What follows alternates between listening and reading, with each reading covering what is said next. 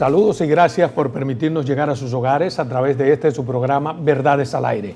Hoy tenemos un invitado especial. Hoy tenemos a Antonio Isa Conde, un empresario dominicano prestigioso y exministro de Energía y Minas, con quien vamos a hablar sobre diferentes temas, pero antes saludarle. Y para mí es un honor que esté por segunda ocasión aquí en Verdades al Aire. El honor es mío.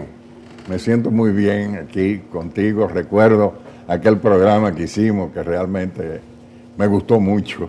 Muchas gracias para mí. Y los programas no lo hace el entrevistado, sino tiene que ver mucho con el entrevistador. Gracias. Mire, es importante comenzar por lo que ha sido las últimas informaciones, y lo último ha sido con relación a Energía y Minas, sobre todo a energía.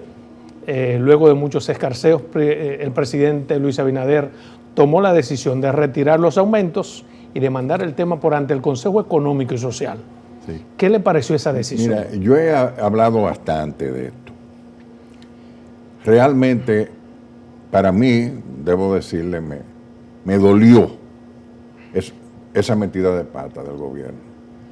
¿La metida de pata? Del gobierno. ¿Pero cuál? ¿Retirar los aumentos? No, los aumentos, cómo se hicieron y sobre todo, cómo se justificaron con el pacto. Eso fue lo que me dolió. ¿Por qué una metida de pata?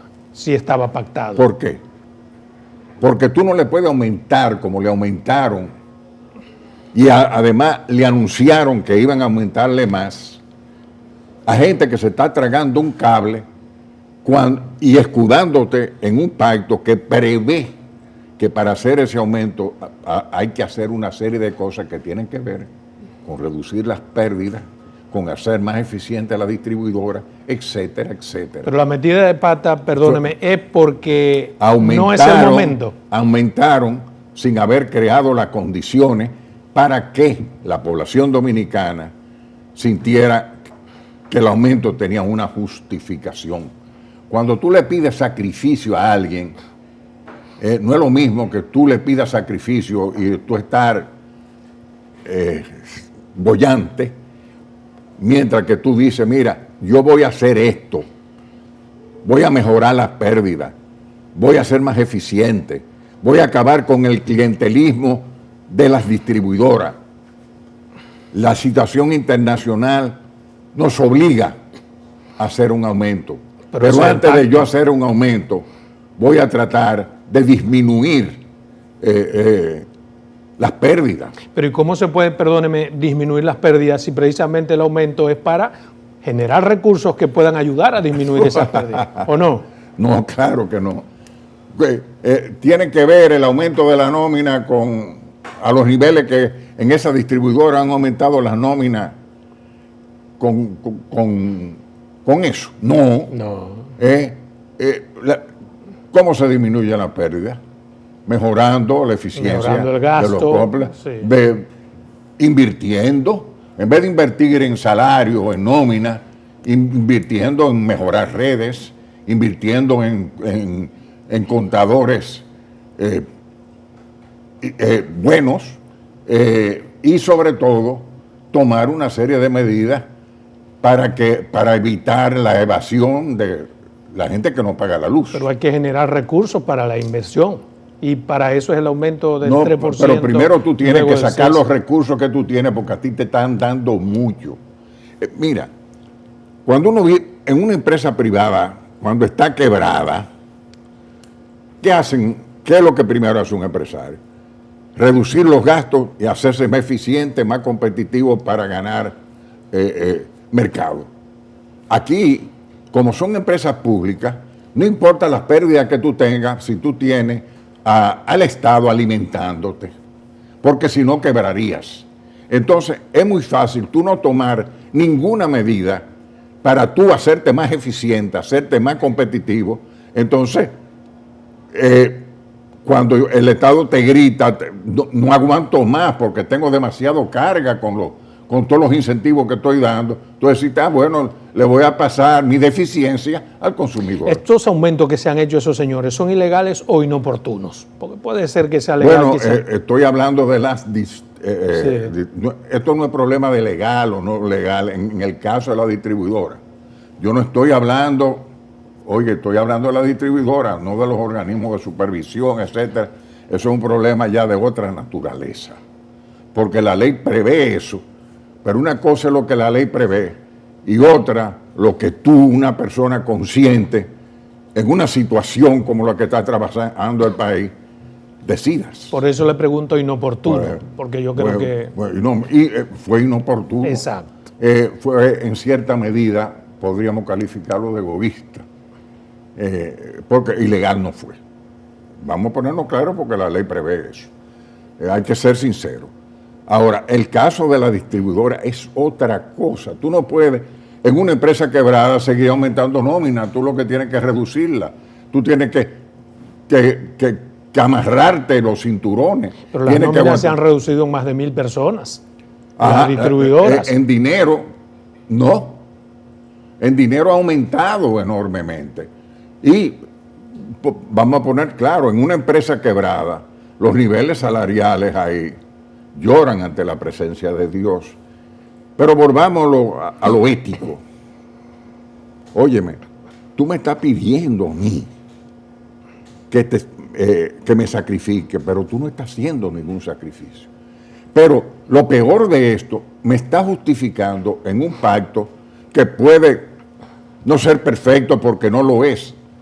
Un pacto de esa naturaleza donde participaron 250 personas representando distintos sectores de la vida nacional, a donde se reúnen para lograr acuerdos, discuten durante 3 años, es difícil que salga perfecto, porque bien, lo ideal es lo que se obtiene, acercar lo deseable de cada quien a lo posible. Entonces se toma resolución. El presidente ha enviado ese tema por ante el Consejo, lo que significa y augura nuevas discusiones. ¿Qué usted espera? Ahora te voy a llegar a eso. Entonces, ¿qué pasa? Tú en ese pacto, el 95% de los compromisos son del Estado. Oye bien, compromisos que podía tomar el Estado con firma o sin firma, o sea que se podían tomar desde el gobierno pasado. La mayoría no se tomaron. ¿Pero y por qué no se tomaron? ¿Usted era presidente? No, yo no, espérate, óigame. Tú estás mal informado en este sentido. Acuérdate que al Ministerio de Energía y Minas, por ley, le quitaron todo lo que tenía que ver con electricidad. No, cuando digo que usted, porque usted es una voz sumamente importante en ese sector. Pero yo lo que te estoy diciendo ahora lo grité en todos los... yo lo que hablo hoy lo dije y quizá con más fuerza en mi propio gobierno. Okay. Yo la cosa que creía la decía. Incluso me opuse públicamente a la reelección.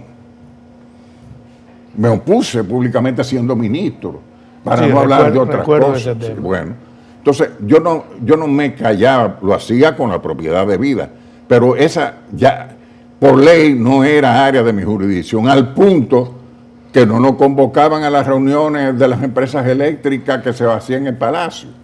O sea, ¿qué es lo que pasa? Y esto hay que oírlo con detenimiento.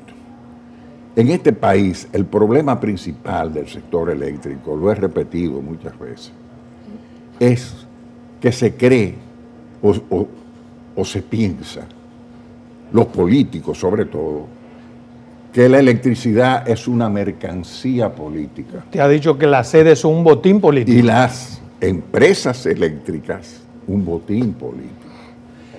Entonces, por eso es que tú ves mucha gente que incluso te aplaude los pactos, te habla palabras bonitas, aprueba todo lo positivo, pero en el fondo no quiere eso. ¿Por qué?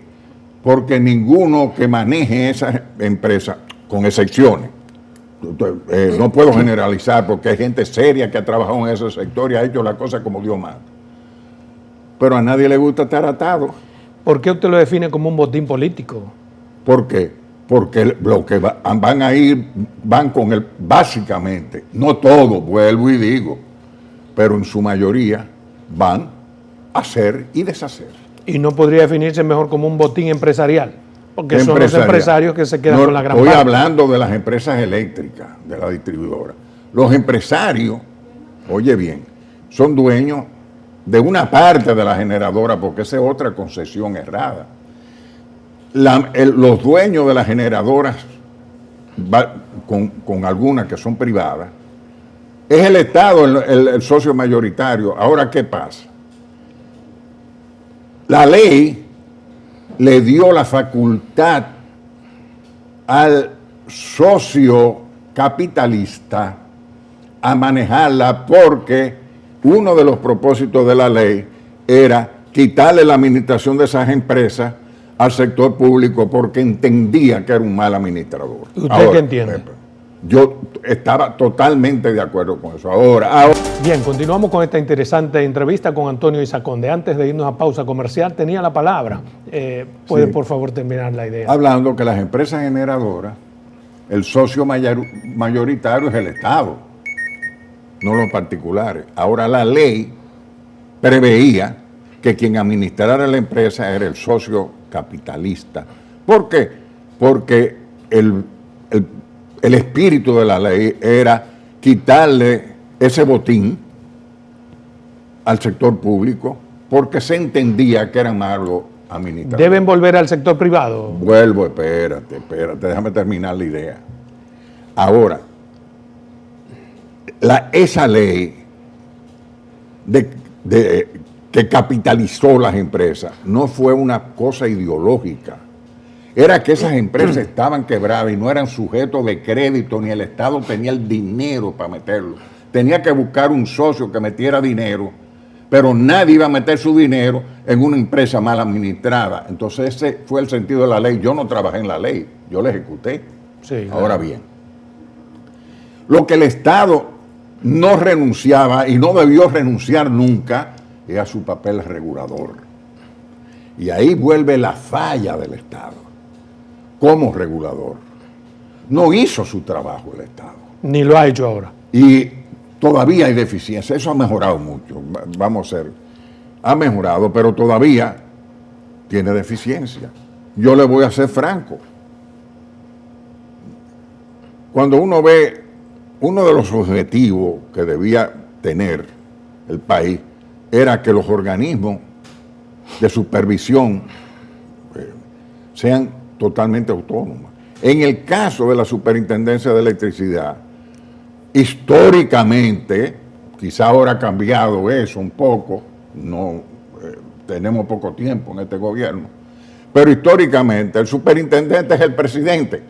Ahí se hace lo que decía el presidente, no lo que decía el Consejo. Esa es una realidad dura. Y de ahí fue que muchas cosas que se pudieron hacer no se hacían. Pero además, había cosas que había que vigilar que no se vigilaron. Por ejemplo, en los contratos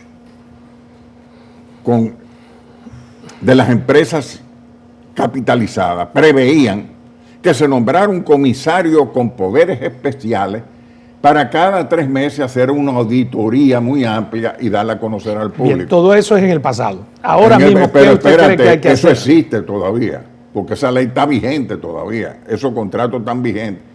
Entonces, ¿qué pasa? Ese comisario no se nombró el primero hasta los 3 años. Oye, 3 años. Ahora, yo no he visto, yo no sé tú, un informe de esos comisarios todavía.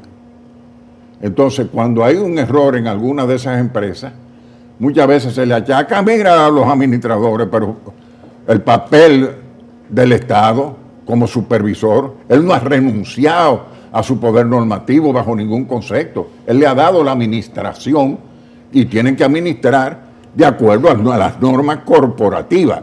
Y el Estado es socio mayoritario y el secretario es nombrado por el Estado. Mire, la realidad fáctica es que el tema ha vuelto por ante el Consejo Económico y Social. ¿Qué usted cree que puede salir de ahí? Porque los apagones continúan. Mira, perder tiempo. Perder tiempo. ¿Por qué? Porque hay una serie de medidas que nadie objeta, que están en el pacto, que, repito, podían haberse tomado con firma o sin firma, pero ya está firmado, que tienen que ponerse en vigencia desde ya, no hay que esperar discusiones.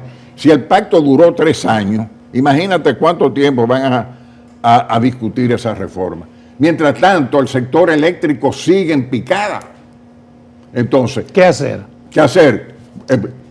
inmediatamente y sin pérdida de tiempo, tomar medidas drásticas, primero, para reducir las pérdidas. Segundo, para ser más eficiente la administración incluso el pacto prevé los niveles de gastos operativos que debía tener en un periodo de tiempo. ¿Qué medida usted tomaría? La que dice el pacto. No, pero que eso significa en el pacto significa reducir las pérdidas en un periodo de tiempo, 6 años, a 15%. ¿Se necesita cuarto para eso, don Antonio? Por los cuartos, han aparecido cuartos para muchísimas cosas que no tienen la trascendencia de eso en primer lugar, pero en segundo lugar, tú puedes obtener los cuartos reduciendo los gastos de las administradoras por ineficiencia, eliminando el clientelismo, poniendo planes de austeridad seria, pero hay otra cosa. El pacto prevé también los plazos que tiene que hacerse cada cosa y los niveles que se tienen que lograr. E incluso prevé un régimen de consecuencia para aquellos administradores que no cumplan. Y el régimen de consecuencia, quien en el pacto se prevé que sea el presidente de la República. A su entender, las nuevas autoridades han sido ineficientes en el manejo de la cosa eléctrica del país. Eso no lo digo yo. No, pero yo quiero eso lo dicen los números. No. Yo no digo eso. Yo nada más enseño los números. Cuando tú ves que las pérdidas, por ejemplo, desde tengo un 45%, ¿qué tú vas a decir? Dime, te pregunto yo a ti. Bueno, ahora. Que antes estaban en un 50%. No. Sí han bajado un 45%. No. Antes estaban malas, muy malas, a excepción de Sur, que mejoró. Ahora eso ha ido de mal en peor. Y eso es lo que hay que ponerle freno. Y hay que ponerle frenos rápido. Y el pacto con todas sus deficiencias, prevé mecanismos, prevé metas que se pueden implementar ya. Entonces, tú ponerte a discutir sobre eso mismo y esperar que esas discusiones que pueden durar el tiempo que sea, el pacto duró 3 años, para tú comenzar a hacer esto, no. ¿Qué hacemos entonces con las sedes? Hablar menos y hacer más. ¿Pero se la quitamos al sector político y se la damos a los empresarios? ¿O cómo exorcizar el problema? Yo soy de la teoría que el problema no es quién administra. El problema es cómo se administra. El problema es el papel del Estado como órgano supervisor y normativo. El problema es cómo se cumplen las normas y las reglas. Si tú tienes los mecanismos que lo prevé el pacto con su deficiencia, te repito una vez más, sí, tú aplicas eso y el Estado está pendiente de que eso se haga, tú tendrás una administración más eficiente. Pero usted fue ministro de Energía y Minas, aunque no fue quien llevaba la batuta, desde ahí pudo haberse dado cuenta que una cosa es lo que uno puede plantear y otra cosa es la realidad de cómo hacer posible todas esas ideas que usted tiene, que son brillantes. ¿Tú sabes por qué? ¿Por qué? Porque el clientelismo y el rentismo político ha corrompido todo el sistema político dominicano. Aquí tuvo un congreso que da pena. Vuelvo y digo, con excepciones. Con excepciones ¿Que también. da pena en qué sentido? Da vergüenza. Da vergüenza. Con excepciones. Pero también en la administración pública, en esta y en la pasada, hay gente buena, hay gente brillante, hay gente haciendo las cosas como se debe. Pero tú ves la presión y la angustia que tienen muchos, que no pueden hacer las cosas porque la clientela lo arropa. Esa impotencia lo llevó a usted a renunciarle a Danilo. Tengo entendido que usted le renunció 2 veces, no, pero eso fue por otro motivo. ¿Cuáles son, si se puede saber? Porque entendía que habían algunos funcionarios corruptos que había que sacar. ¿Y qué le dijo Danilo? Y me barajó un tiempo hasta que yo los renuncié y tomó la medida consecuente. Pero eso ¿Cuál fue la medida consecuente? Adiós, lo cambió. Cambió los funcionarios. El funcionario. Yo no voy a hablar de esto, porque ponerme a hablar de esto sin las pruebas y las cosas puede conducir a cualquier cosa. Él renunció 2 veces. Pero a la larga, el problema particular me lo resolvió. E incluso en esa carta que yo le renuncié, le decía, que en su gobierno se estaban haciendo cosas que sería una mezquindad, negar cosas muy positivas. Y había un grupo de funcionarios que estaban trabajando como Dios manda. ¿Y qué cosa hacía ese funcionario que entorpecía su gestión? Déjame terminar. Aunque lamentaba que los cambios estructurales no se hacían, porque desafortunadamente se hacían muchas cosas buenas. Y cuando se iban a los cambios estructurales, a los cambios profundos, como la reforma fiscal, por ejemplo, desde que estaban arándose, pero en la superficie, desde que se encontraban con una piedra, y las piedras eran los poderes fácticos, ahí se quedó el problema. ¿Qué cosas tan mal hacían esos funcionarios que le querían entorpecer su gestión? Una política clientelar, corrupción, aunque yo jamás me imaginé, por ejemplo, cosas que estoy viendo ahora, jamás me podía imaginar que habíamos llegado a ese extremo, pero eso no es del gobierno pasado, ni es de todos los gobiernos. Yo he dicho, y ahora tú has visto en este gobierno, a cada rato tienen al presidente loco haciendo truchimanería y tiene que estar tomando medidas, un hombre que debería estar concentrado en una situación de crisis como esta, en tomar las medidas que haya que tomar para la crisis, pero eso distrae. Pero ¿cómo truchimanería? Pero tú no has visto que he tenido que cambiar funcionarios, que a cada rato sale un escándalo. Y eso que con las medidas de ahora, con una procuraduría como lo tenemos, todavía esa clientela que está enquistada en el sistema político, en los partidos políticos, quiere seguir haciendo de la suya porque no tiene límites. Yo quiero su valoración sobre cómo usted entiende que está gobernando el presidente Luis Abinader. Bien, continuamos con esta entrevista con Antonio Izaconde. Antes de irnos a comerciales, su valoración sobre cómo usted entiende que Luis está gobernando y la situación económica del país. He repetido que el clientelismo y el rentismo político han tomado tanta fuerza en las estructuras,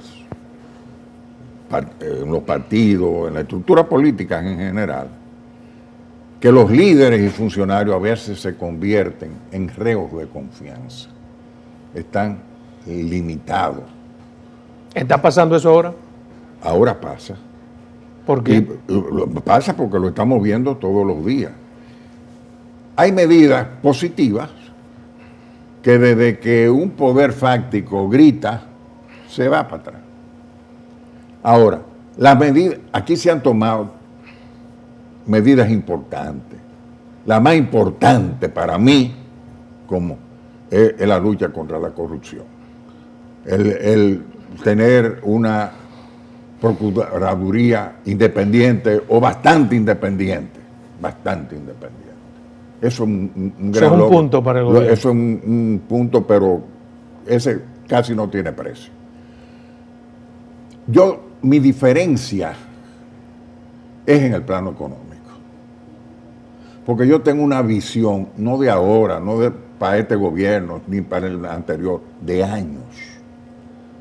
Una visión desarrollista que difiere mucho de la que predomina y ha predominado en este país.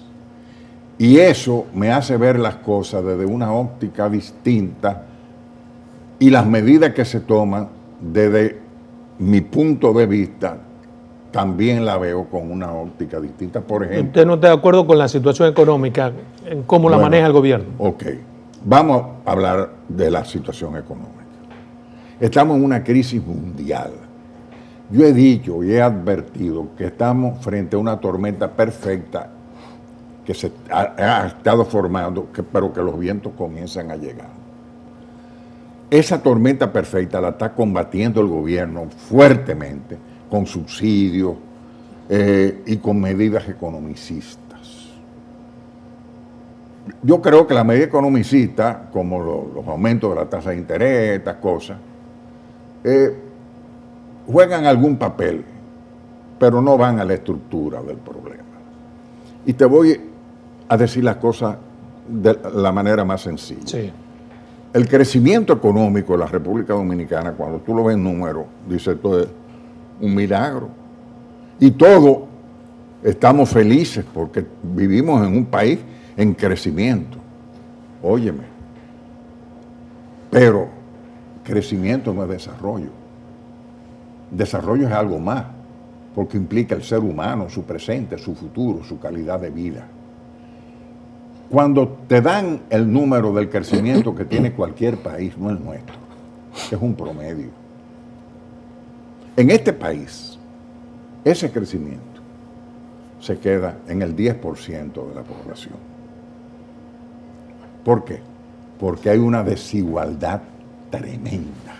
E incluso en ese 10% hay también desigualdad. Pero se está tratando de combatir esa desigualdad. Se han tomado medidas.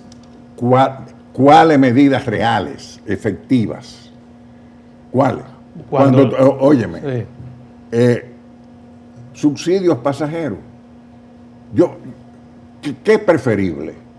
¿Darle una sardina o un anzuelo o enseñarle a pescar a alguien? Bueno, yo digo, el aumento del empleo es una medida.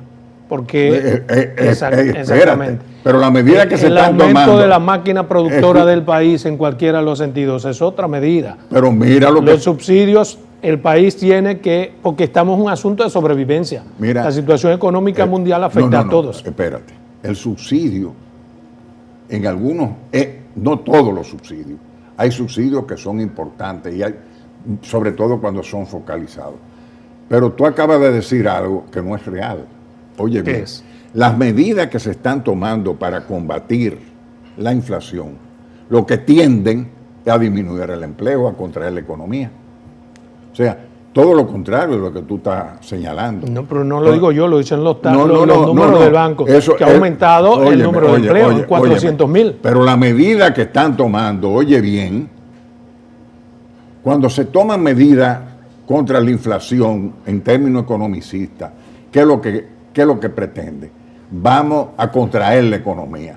Contraer la economía significa disminuir los empleos. Pero con este panorama nacional y mundial, ¿qué hacer, don Antonio? Ir a la economía real.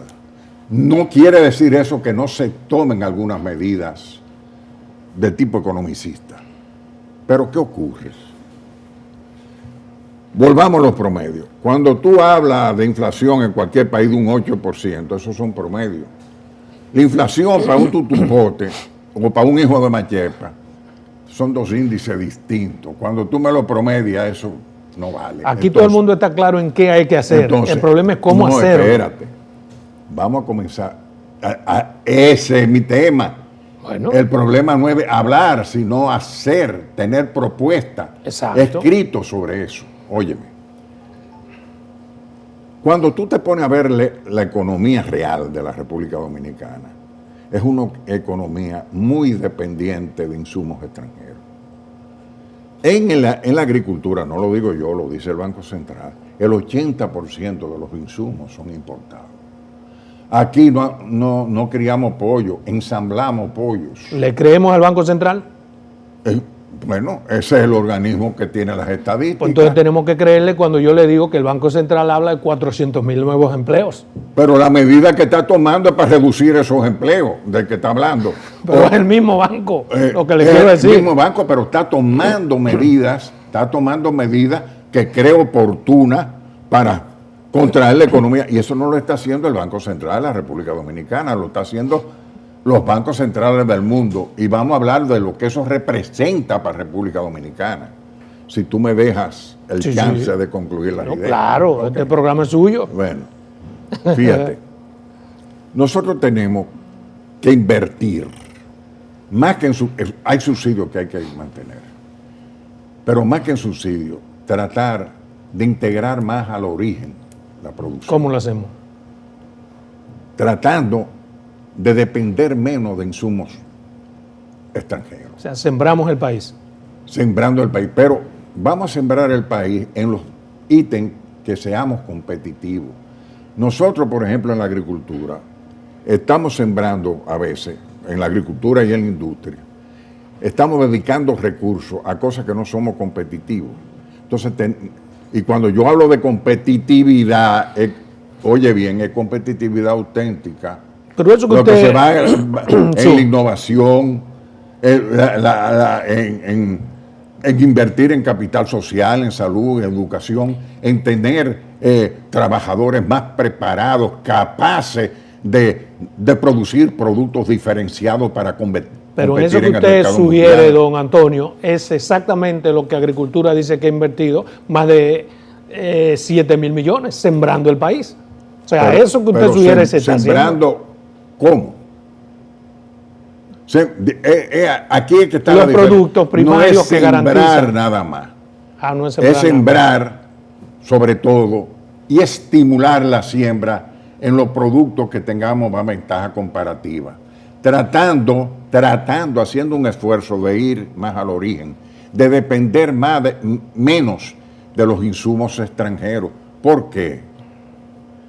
Porque si viene una crisis, como está viniendo, por ejemplo, desde el momento que aquí haya una carestía de maíz y de soya, que ahora está el precio en las nubes, lo estamos subsidiando, está en las nubes, pero hay países que ya han desarrollado, que ya comienzan a sentir que le falta soya, que le falta maíz. Vamos a suponer que el 80% de la soya usted sabe vamos a suponer que ocurra, que eso no caiga, porque las brisas van a llegar aquí. Entonces, tú no tendrás los insumos para producir pollo.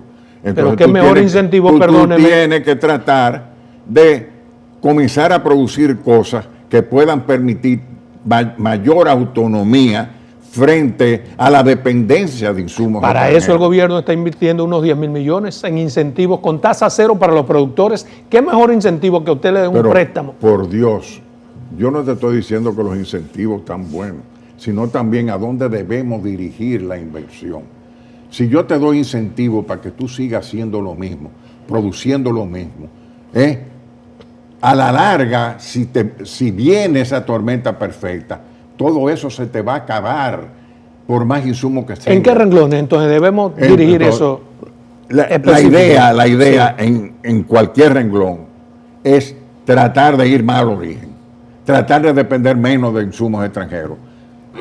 Está bien que demos subsidios, pero vamos a invertir en tratar de disminuir esa dependencia, porque en la medida que disminuyamos esa dependencia, cuando venga esa crisis con toda su fuerza, nosotros vamos a tener más autonomía. ¿No espera una crisis peor que la que tenemos?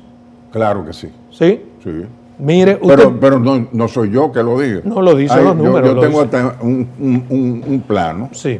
Yo estoy de acuerdo con usted, incluso la gente aquí está como jugándose con eso. Espérate, cuando tú lees hoy en el periódico la situación de Estados Unidos y te dicen los economistas de Estados Unidos que estamos...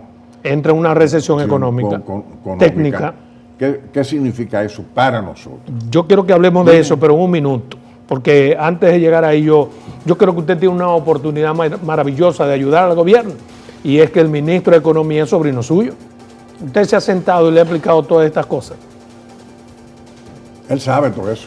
¿Lo sabe? Yo no lo tengo que explicar. No, pero yo estoy seguro que él va a hacer su esfuerzo, pero tú sabes que el Ministerio de Economía es un ministerio de planificación. Exacto, ahí se planifica lo que hay que hacer. Sí. Y muchas todo veces eso que usted está hablando es planificación. En ese ministerio no es lo que se ejecuta en las instituciones operativas. ¿Y por qué pasa eso? Bueno, porque así funciona este Estado, nuestro estadito criollo. Mire, yo quisiera aprovechar para preguntarle precisamente eso. ¿Qué le parece a usted la designación de su sobrino? Muy bueno, no porque sea sobrino mío, y lo aclaro, y de Miguel Seara, no lo aclaro.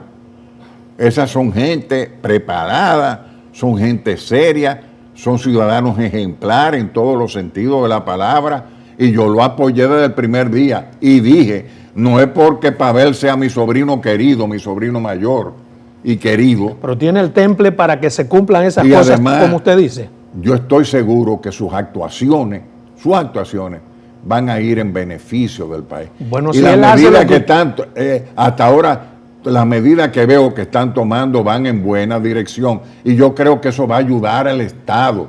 como van a ayudar otros funcionarios, porque hay muchos funcionarios buenos haciendo las cosas. Bien, siendo usted su tío, si él hace lo que usted dice que hay que hacer, si él es planificador y somete las planificaciones, se augura un buen futuro para el país en términos económicos. Bien, continuamos aquí con Antonio Izaconde, hablando de economía, ya no estamos hablando de energía. Don Antonio, Estados Unidos acaba de anunciar que entra en una recesión económica de carácter técnico. Eso podría tener efectos directos en la economía dominicana. Hace mucho que decimos que un estornudo en Estados Unidos es una gripe aquí. Eso tiene su sentido. Fíjate, las remesas han subido, el turismo ha subido. Pero desde el momento que un ciudadano norteamericano, canadiense, español, francés, alemán, lo que sea, sus ingresos se le van achicando porque la medida que están tomando contra la inflación son recesivas. Eso implica menos empleo, menos ingresos, mayor costo de la vida. No tendrán el dinero necesario para mandar remesas y para viajar. Tendrán que ir cortando una serie de cosas, administrándose. Y eso automáticamente nos afectará a nosotros, indudablemente. Desde el momento que la escasez de grano mundial se agudice, eso nos va a afectar a nosotros, y por eso digo que tenemos que hacer un esfuerzo. Óigame, yo no estoy diciendo que eso se pueda hacer de la noche a la mañana. Yo estoy diciendo desde hace muchos años que el sistema de producción de nosotros tenemos que darle un giro hacia una economía mucho más integrada, a donde la gente sea el centro de las políticas públicas. ¿Y por qué hablo de la gente? No solamente por altruismo. La gente es el mercado. Si la gente es más próspera, el mercado es más próspero y los ricos serán más ricos. Pero si tú vas concentrando la riqueza en manos de unos cuantos y va empobreciendo al resto de la población, el mercado se te va estrechando. Eso es tan fácil de explicarlo y uno lo ve tan elemental. Sin embargo, los gobiernos no hacen esas cosas. ¿Por qué, don Antonio? ¿Por qué? Volvemos a la palabra. Cuando yo hablo de clientelismo y rentismo político, tú no te has dado cuenta, o eso hay que explicarlo, o cualquier ciudadano dominicano, o no se da cuenta de la dependencia que tienen los gobiernos, los políticos, de los poderes fácticos. Pero incluso en términos clientelares, al gobierno le conviene cumplir con esas cosas. Yo lo que no entiendo es eso. Por ejemplo, cumplir con la inversión en la agricultura, cumplir con la inversión en todos los sectores. Pero espérate. ¿Le conviene también? Espérate. Claro que le conviene. De manera clientelar. Que le conviene. El asunto es que lo dejen. Y por eso hay momentos, oye bien, uno de los temas más difíciles aquí, y eso también vuelvo, producto de la clientela, es que todos los funcionarios quieren ser una monedita de oro, que todo el mundo lo quiera. Y eso no es posible. El que no habla de poderes fácticos. Aquí el único poder fáctico que es capaz de manejar a un gobierno es el empresariado. Hay el sector empresarial, la iglesia, hay una serie de sindicatos, hay una serie de gente que tiene aquí poder. Es el empresariado. ¿Usted cree que el empresariado está entonces? Hay empresarios y empresarios. Hay un sector del empresariado. Hay un sector del empresariado que por ejemplo, te dice que cree en la libre empresa hasta que en la libre empresa le pise un callo.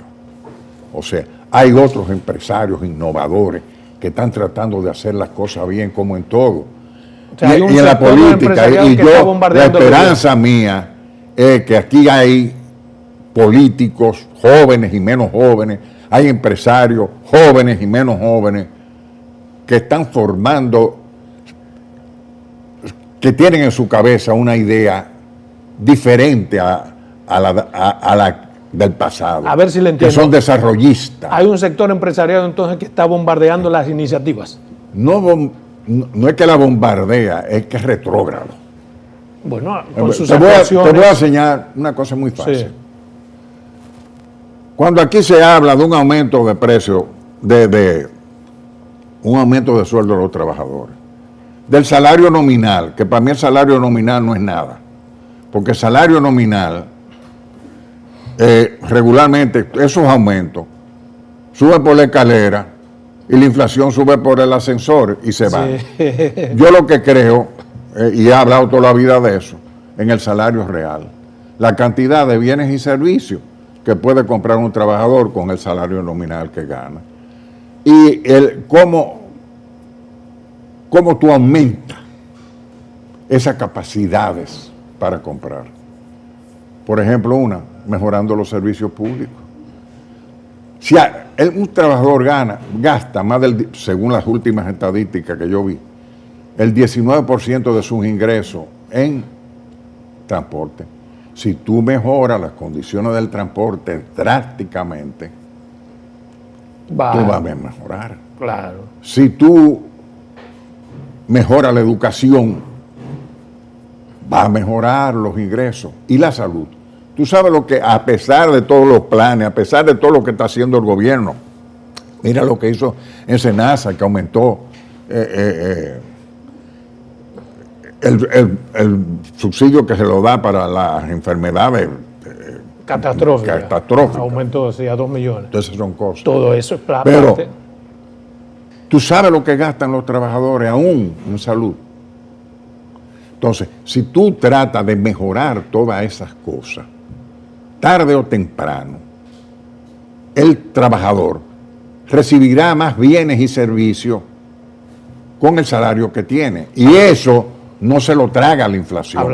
Eso no significa que no hay que mejorar también el salario nominal. Hablando de salud, hay un impasse entre el gobierno y el Colegio Médico Dominicano para que el gobierno no pase a patronato a algunos hospitales. ¿Usted cree que tiene razón de ser? Yo no conozco bien esos detalles. Okay. Pero realmente parte de los problemas que tiene el país son esos sindicatos y esa, por ejemplo, cuando tú ves lo que es una AMD, un colegio médico, eso da pena. ¿Por qué? Eso no significa que hayan dirigentes buenos, porque son gente que realmente no quieren a la gente, no aman su profesión. Yo no entiendo cómo un médico puede hacer una huelga contra sus pacientes, porque no es contra el gobierno.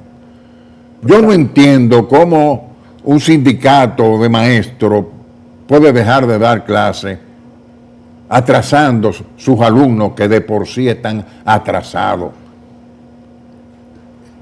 Y entiendo que gran parte del atraso que tenemos en el sistema educativo, en el sistema de salud, etcétera, tiene que ver mucho con eso.